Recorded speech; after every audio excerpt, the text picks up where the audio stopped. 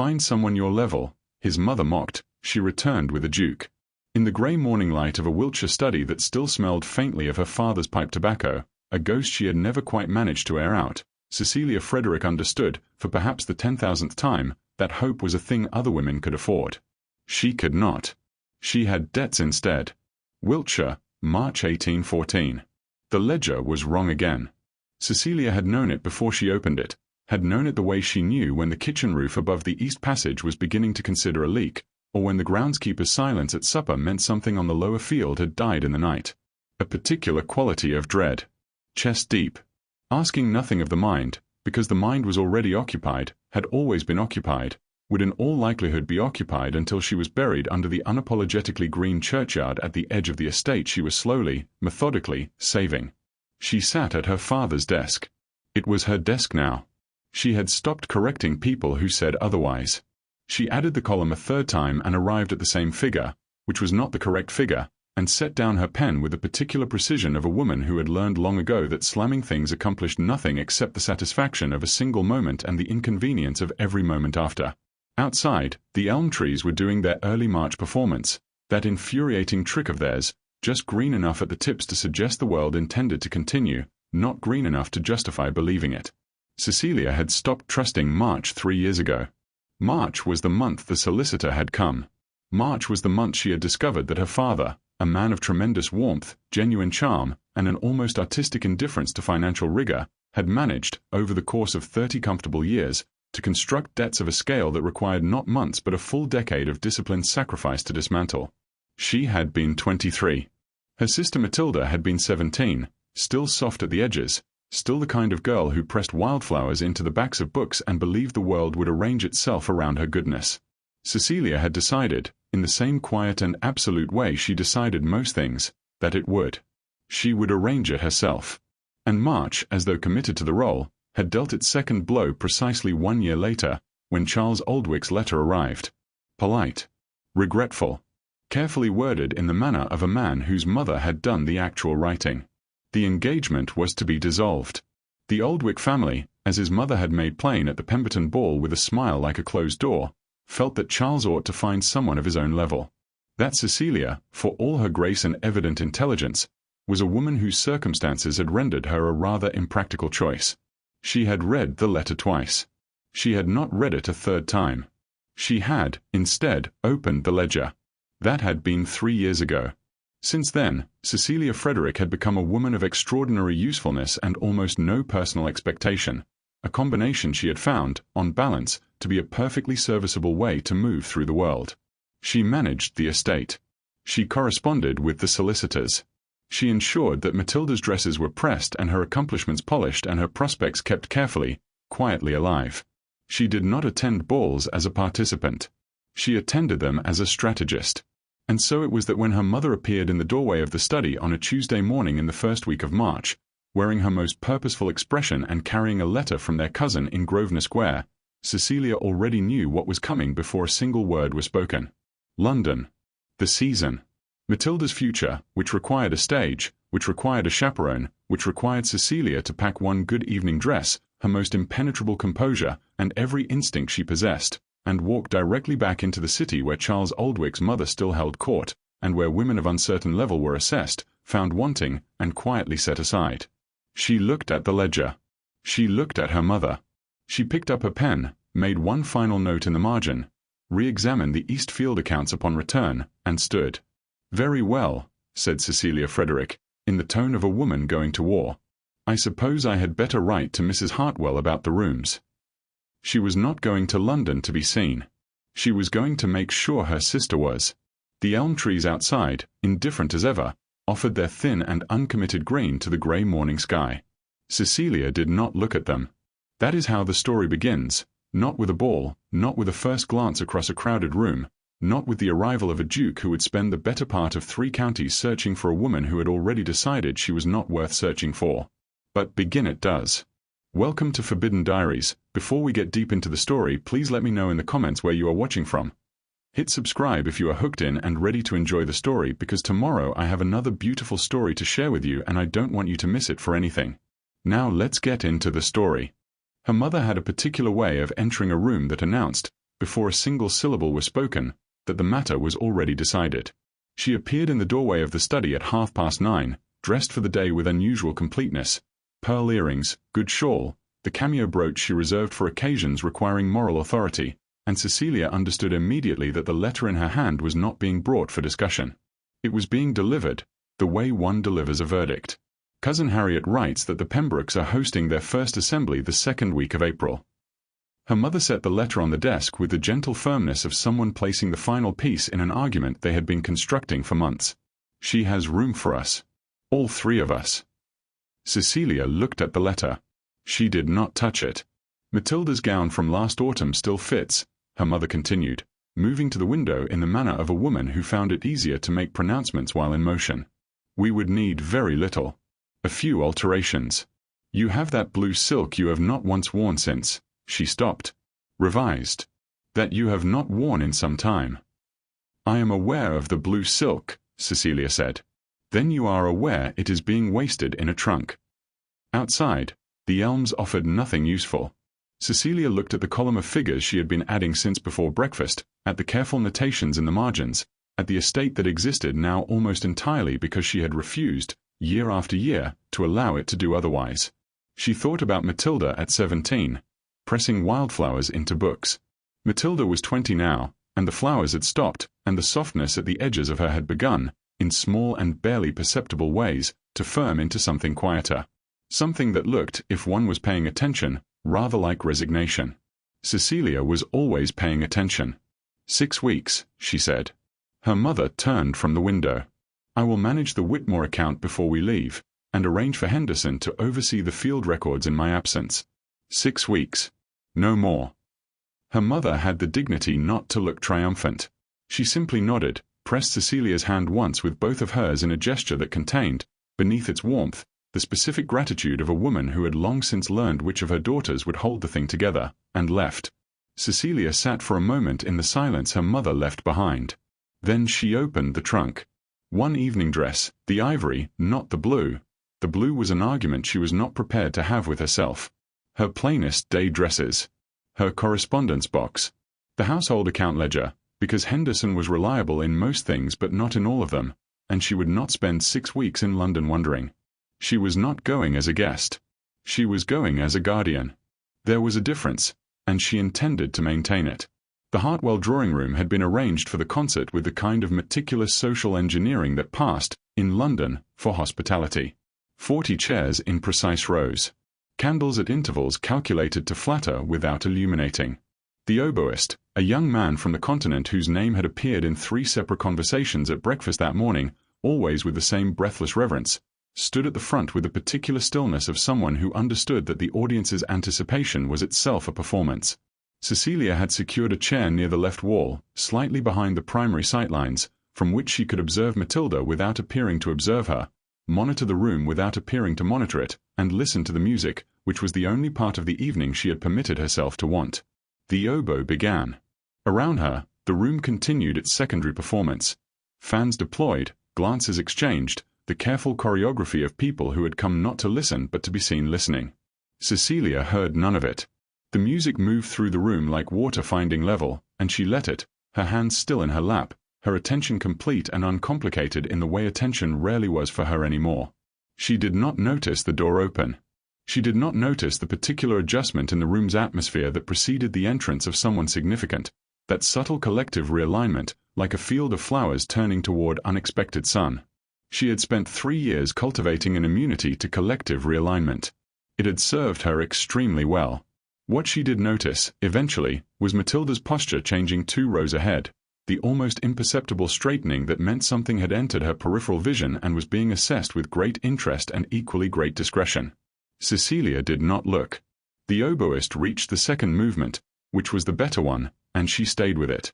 Across the room, though she could not have known it, Laurent Sebastian, who had arrived late by design, having learned that late arrivals revealed more about a room than punctual ones, had stopped his quiet inventory of the assembled company and found it arrested, unexpectedly, by a woman near the left wall who was not watching him. He was not accustomed to this. It was not vanity, precisely. It was simply the predictable mathematics of a room that knew who he was. They always looked.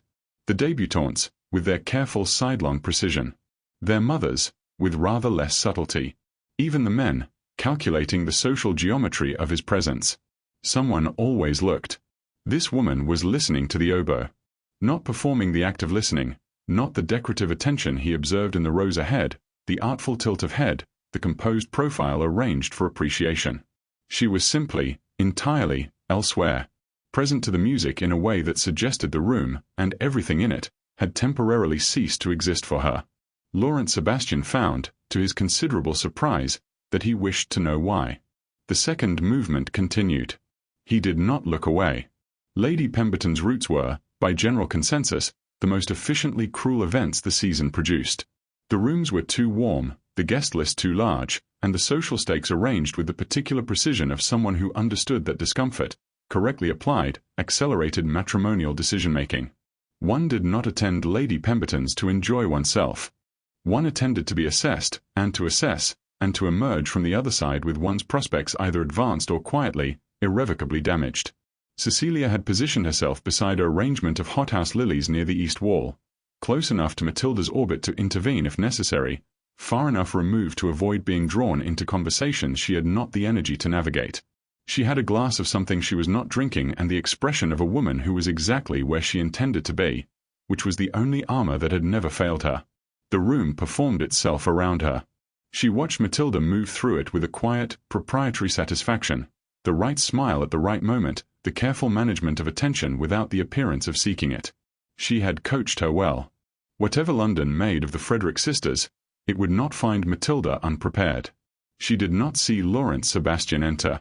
She was aware of him, eventually, the way one becomes aware of a change in barometric pressure, not a sight or a sound precisely, but a shift in the room's behavior that registered somewhere below conscious thought. The cluster of débutantes near the center realigned. Conversation redistributed itself. Lady Pemberton appeared from nowhere with the instincts of a woman who had spent 30 years ensuring she was always adjacent to consequence. Cecilia noted it, filed it, and returned her attention to Matilda. Which was why she was entirely unprepared, some 20 minutes later, for the figure who appeared at the edge of her peripheral vision and did not, as everyone else had done all evening, continue past. He stopped. She looked up, because one did, and found him watching her with an expression she could not immediately categorize.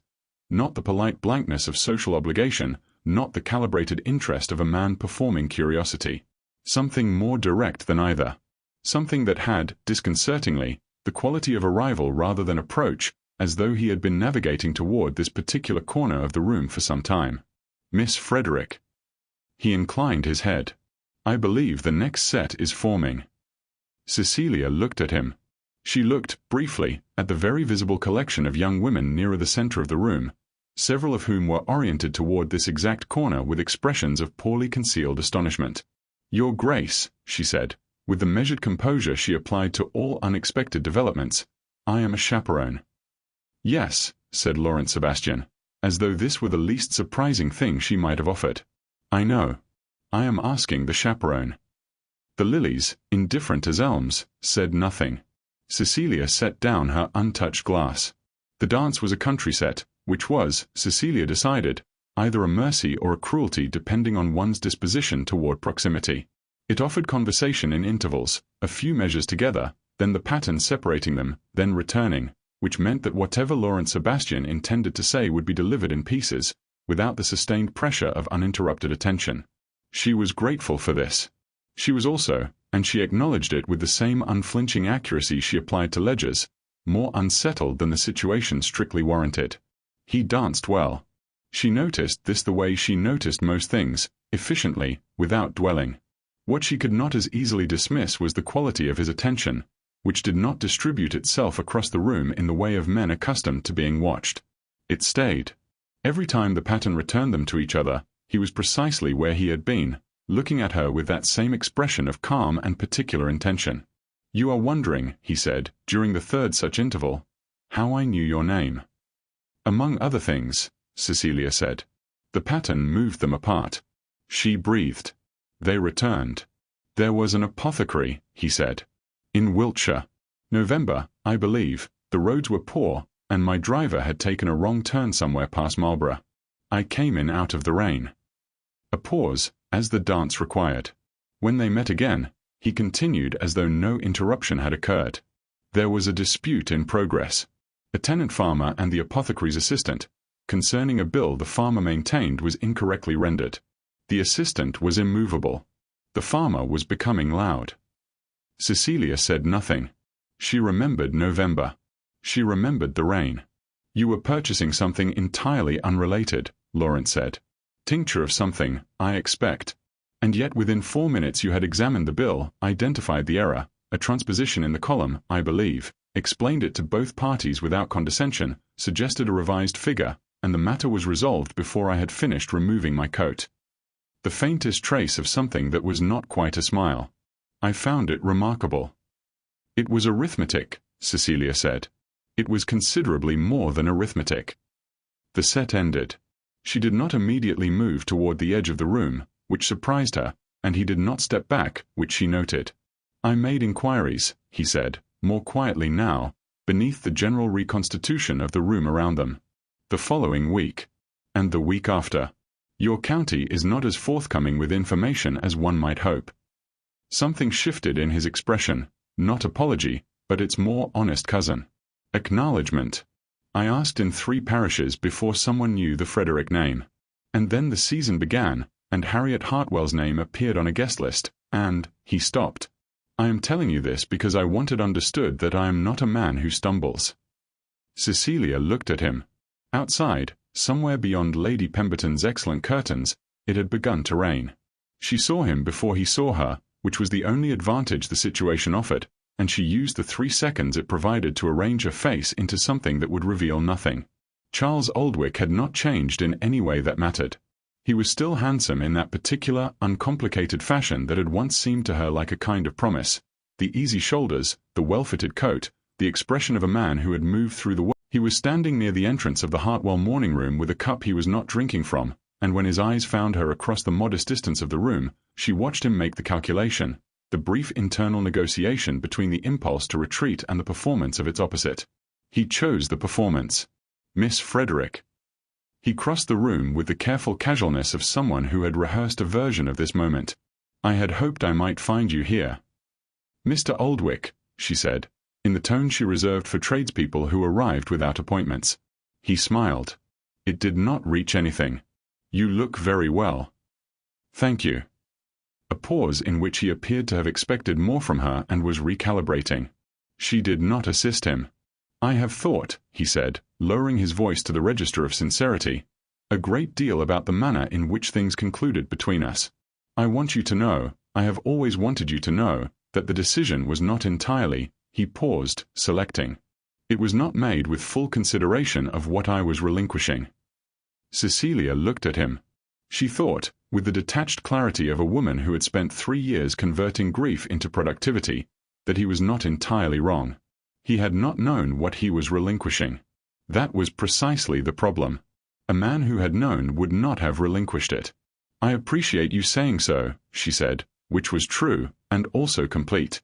He had expected more than that as well. She watched him absorb its absence. "My mother," he began, "is not a subject I require you to address." And there it was, the thing she had believed resolved and discovered, in this moment, was merely managed. Not his mother's words, precisely, but the particular pitch of them. "Find someone your own level."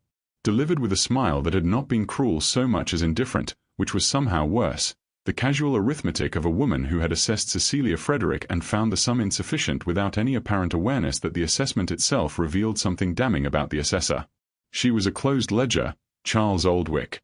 She had balanced that account and drawn the final line and filed it somewhere she did not often open. But the ink, she found, was not entirely dry. "I wish you a pleasant season, Mr. Oldwick," she said, and moved toward the window, and did not look back. The summons arrived on a Wednesday, which Cecilia considered appropriate. Wednesdays had always struck her as the most honest day of the week. No pretense of a fresh start, no anticipation of an ending, simply the week in its working clothes, getting on with it. The note was brief. The Dowager Duchess of Ashworth expected Miss Frederick for tea at 3 o'clock. There was no question mark. There was no indication that an alternative arrangement might be considered. There was simply the expectation, stated with the serene confidence of a woman for whom the distance between a wish and its fulfillment had always been negligible. Cecilia read it twice, set it down, and went to press her best afternoon dress. The Ashworth townhouse received her with the particular grandeur of old money that had never found it necessary to announce itself. No excessive gilding, no portrait arrangements designed to impress, simply beautiful things in beautiful rooms, chosen by people who had known the difference and never doubted it. A butler of advanced years and magnificent composure led her to a sitting room overlooking the garden, where the Dowager Duchess sat with the stillness of a woman who had long since ceased to arrange herself for anyone's benefit. She was perhaps 70, perhaps older. Age had not diminished her so much as concentrated her, the way long reduction intensifies a thing down to its essential character.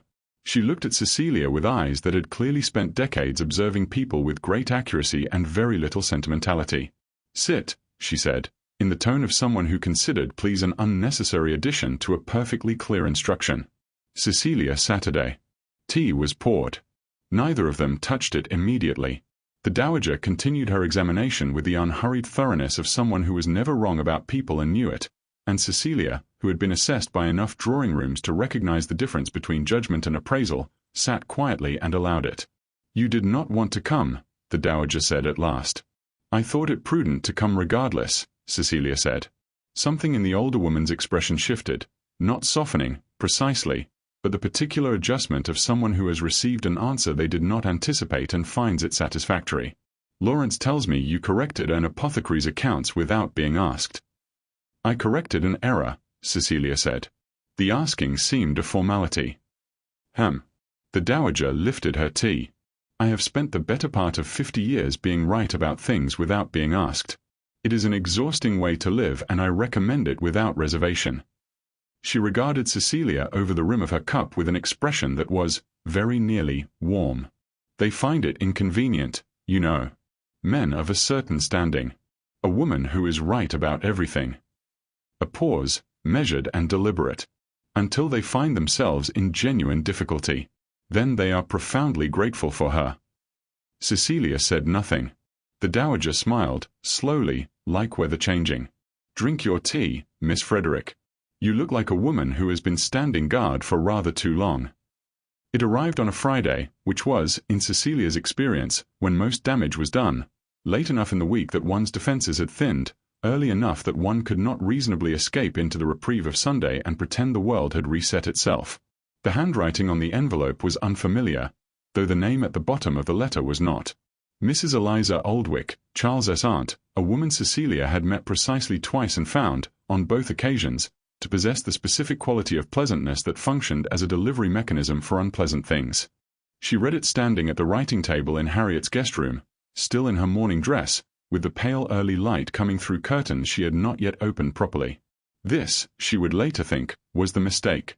One ought to read dangerous letters fully dressed, fully upright, fully armored. Not in the tentative light of a day not yet committed to itself. The letter was friendly in the way a closed door is friendly, smooth, surface, giving nothing. Mrs. Oldwick wrote to express her delight at hearing Cecilia was in town. She wrote that the season had produced such interesting developments. She wrote, and here was the thing, nested in the third paragraph with the practiced innocence of a woman who had learned to place blades inside pleasantries, that she had heard, from a most reliable source, that the Dowager Duchess of Ashworth had remarked to Lady Featherstone that she found it commendable that Lawrence concerned himself with women of modest circumstance. That he had always had, as his grandmother before him, a generous and charitable disposition toward those less suitably positioned. Charitable. Cecilia read the word 3 times. She set the letter down. She picked it up again, because she was a woman who verified figures before accepting them as true, and read the paragraph again with the forensic attention she gave to ledgers containing numbers she hoped she had misread. She had not misread it. The word was charitable. The implication was architecture, carefully constructed, load-bearing, designed to collapse something specific. She sat on the edge of the bed. The thing was, she could not be certain it was false. She had no evidence beyond the Dowager's manner, that almost warmth, that dry and pointed approval, and she had been wrong before about what approval meant.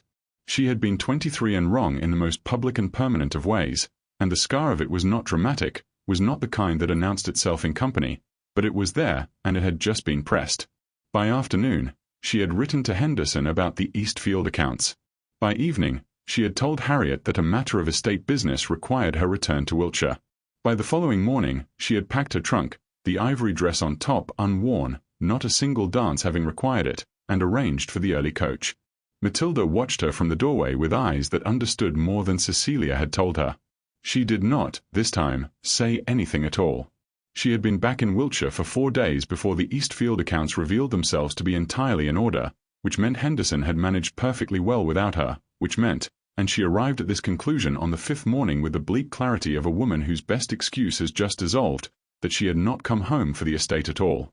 She had come home because home was the only place where her competence was undisputed, where the terms of her value were fixed and familiar and asked nothing of her that she had not already agreed to give. She was at the desk, her father's desk, her desk, on the 5th afternoon, performing the ritual of the ledger without any genuine necessity, when the knock came at the front door and produced, with the specific perversity that March had always reserved for her, Charles Oldwick. He had the decency to look uncomfortable. She received him in the sitting room with the formal courtesy of a woman who had decided that whatever this visit was, she would be finished with it in under 20 minutes.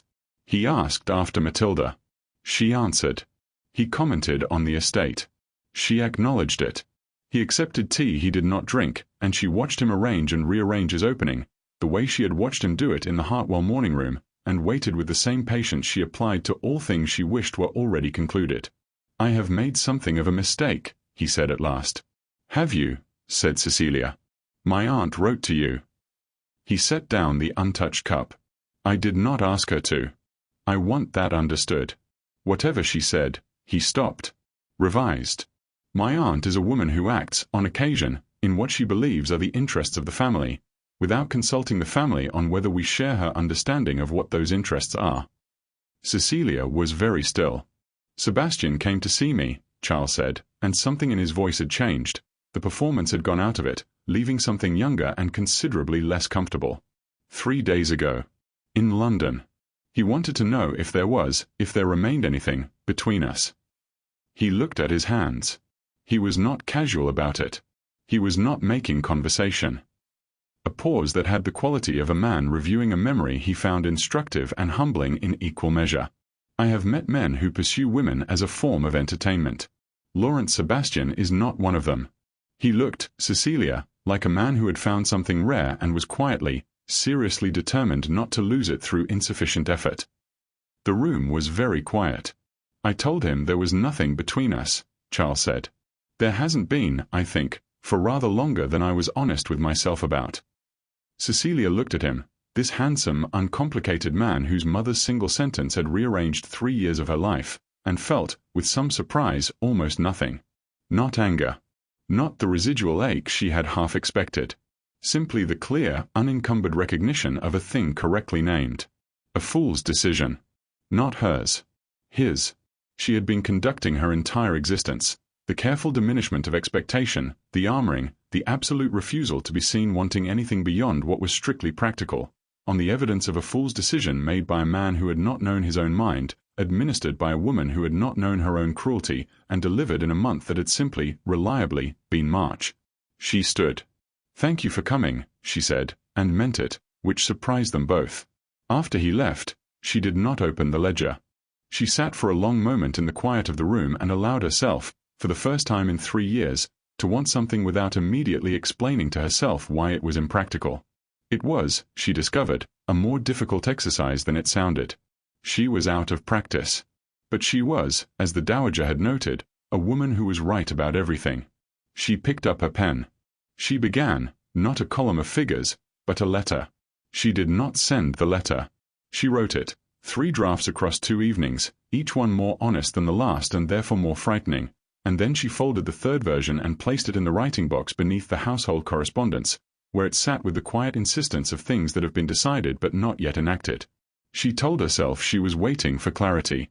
She recognized, on some level below the telling, that she was waiting for courage, which was a different thing entirely and considerably harder to manufacture through organization.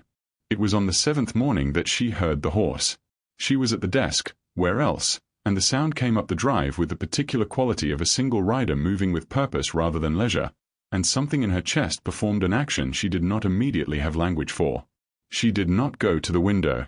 She waited, with her hands flat on the open ledger, while Dawson's footsteps crossed the hall and the door was answered and a voice she recognized said her name in the form of a question directed at someone who was not her.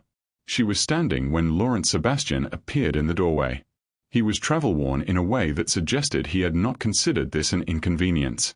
He held, somewhat carefully, a slim volume bound in faded green cloth, the kind of careful holding that indicated the object mattered, not because it was fragile but because it had been chosen with seriousness.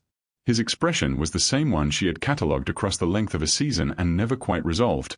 Direct, patient, carrying beneath its composure the specific quality of a man who had something to say and intended to say it without ornament.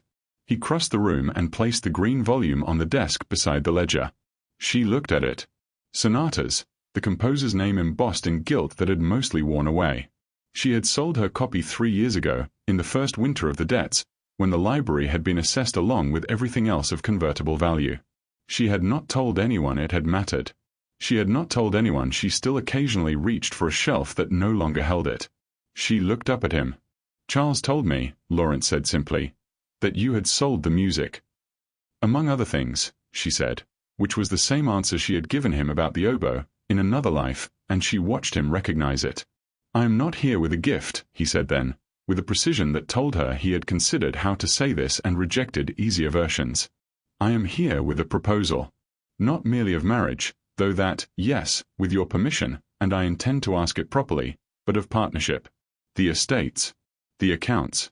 The East Field reports that Henderson apparently manages adequately but not, I suspect, to your standard."